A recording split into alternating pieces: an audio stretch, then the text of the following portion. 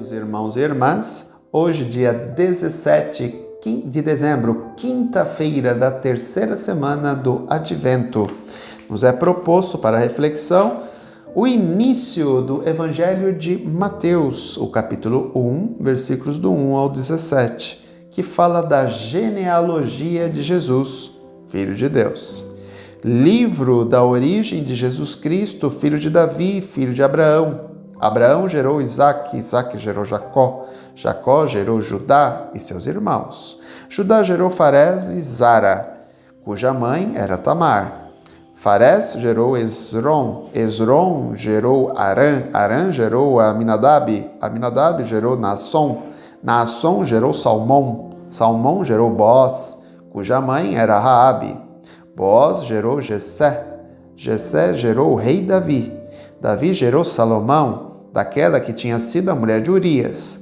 Salomão gerou Roboão, Roboão gerou Abias, Abias gerou Asa, Asa gerou Josafá, Josafá gerou Jorão, Jorão gerou Osias, Osias gerou Jotão, Jotão gerou Acás, Acás gerou Ezequias, Ezequias gerou Manassés, Manassés gerou Amon, Amon gerou Josias, Josias gerou Jeconias e seus irmãos no tempo do exílio da Babilônia. Depois do exílio na Babilônia, Jeconias gerou Salatiel. Salatiel gerou Zorobabel. Zorobabel gerou Abiúde. Abiúde gerou Eliaquim. Eliaquim gerou Azor. Azor gerou Sadoc. Sadoc gerou Aquim. Aquim gerou Eliúde. Eliúde gerou Eleazar. Eleazar gerou Matã, Matã gerou Jacó, Jacó gerou José, o esposo de Maria, do qual nasceu Jesus, que é chamado o Cristo. Assim, as gerações desde Abraão até Davi são 14, de Davi até o exílio da Babilônia, 14, e do exílio da Babilônia até Cristo, 14. Lembremos de algo muito importante. Há uma grande diferença entre o Evangelho de Mateus e o Evangelho de Lucas, que também tem a genealogia de Jesus. Lembro a vocês que o Evangelho de Mateus é escrito para judeus.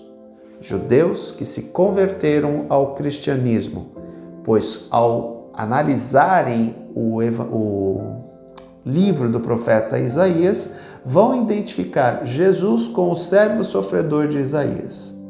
Então, eles aceitam Jesus como o Messias esperado.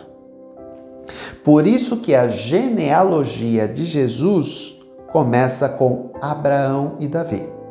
Davi é o grande rei de Israel. Abraão é o pai da promessa. Ambos são israelitas. No Evangelho de Lucas, a genealogia de Jesus começa com Adão, porque o Evangelho de Lucas é o Evangelho universal para pagãos que se converteram ao cristianismo. Quando o cristianismo se forma, após a morte de Jesus, e os discípulos se espalham pela região da Judéia, ali Israel, a região do Oriente Médio hoje, né? Nós vamos ter duas categorias de cristãos: os provenientes do judaísmo e aqueles que eram provenientes do paganismo. Os provenientes do judaísmo serão denominados como judeus cristãos. Os provenientes do paganismo serão denominados gentios cristãos. Esses gentios cristãos, os pagãos, eram uma categoria de pessoas que já tinham, entre aspas, aderido à fé judaica.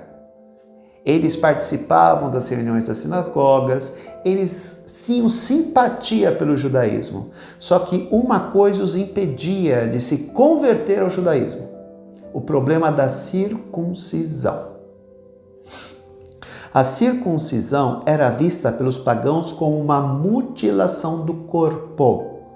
Então, eles não se convertiam ao judaísmo por causa da circuncisão. Porque na cultura greco-romana, e era a grande cultura da época de Jesus, a greco-romana, né? O corpo é belo por si, o corpo é perfeito por si, portanto ele não pode sofrer nenhum tipo de mutilação, senão a pessoa já não é mais perfeita, ela se torna imperfeita. Portanto, eles não aderiam à fé judaica por causa disso. Quando Paulo de Tarso e Barnabé começam a evangelizar entre os pagãos, lembremos que Pedro, Tiago e João, os chefes da igreja de Jerusalém, ficam responsáveis pela evangelização dos judeus. Paulo e Barnabé se dirigem aos pagãos. O que vai acontecer? Eles apresentam Jesus como o cumprimento da lei e dos profetas. Lembremos do Monte Tabor, da Transfiguração. Quem aparece para Jesus? Moisés, a lei, e Elias, o maior dos profetas. Portanto, a lei e os profetas dão testemunho de quem? De Jesus, o Filho de Deus. Quando Paulo e Barnabé apresentam Jesus como o cumprimento das profecias, esse pessoal adere em massa ao cristianismo. E os judeus, que tinham certa influência, porque esse povo o seguia, mas não se convertia, começam a atacar Paulo e Barnabé. É onde começa muito a perseguição aos cristãos nas comunidades pagãs, nas cidades pagãs. Portanto, há essa diferença entre o Evangelho de Mateus e o Evangelho de Lucas. O Evangelho de Mateus é um evangelho escrito para judeus que se converteram ao cristianismo. Por isso que a genealogia de Jesus, como eu falei, começa em Davi e Abraão. No Evangelho de Lucas, a genealogia começa em Adão, que é o pai de todos. A humanidade inteira veio de Adão e Eva. Lembro a vocês, queridos irmãos e irmãs, que é um sentido metafórico, tá? A humanidade inteira não veio de um homem e de uma mulher. Adão e Eva simbolizam os primeiros homens e mulheres iluminados por Deus na sua razão. Tá? Então eles simbolizam, eles não foram pessoas reais. Há uma simbologia em Adão e Eva. Adão é aquele que veio do barro. Nós somos pó e ao pó iremos tornar. Lembremos da frase da quarta-feira de cinzas. E Eva simboliza a mãe de todos os viventes. Portanto, são nomes simbólicos que representam os nossos primeiros pais e mães, os homens e mulheres onde Deus deu a inteligência, a razão. E essas pessoas se afastaram depois de um tempo de Deus. E aí entra o pecado original. A capacidade humana de romper com Deus e querer assumir o lugar dele.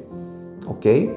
Então lembremos que na genealogia de Lucas começa em Adão, porque o evangelho é para os pagãos, para todos os povos. O evangelho de Mateus, não. Então só para vocês compreenderem um pouco que o texto de hoje nos apresenta um Jesus autenticamente judeu. Já o evangelho de Lucas nos apresenta um Jesus cidadão do mundo. Ele não é só de um povo, ele é de todos os povos. Por isso que a genealogia começa com Adão. Espero que vocês tenham podido entender um pouquinho do evangelho de hoje e do contexto das Sagradas Escrituras. Um grande abraço, até amanhã, se Deus quiser. Tchau.